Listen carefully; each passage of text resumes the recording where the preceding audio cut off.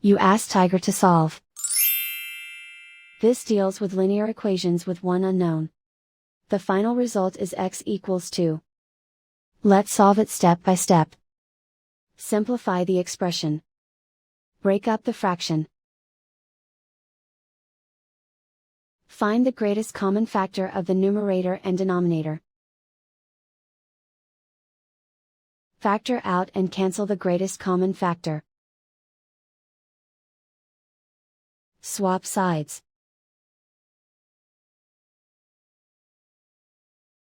Group all constants on the right side of the equation. Add 7 to both sides. Simplify the arithmetic.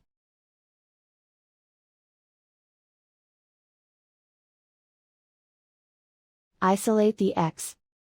Multiply both sides by inverse fraction 2 over 3.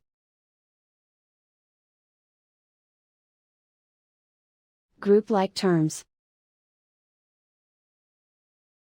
Multiply the coefficients.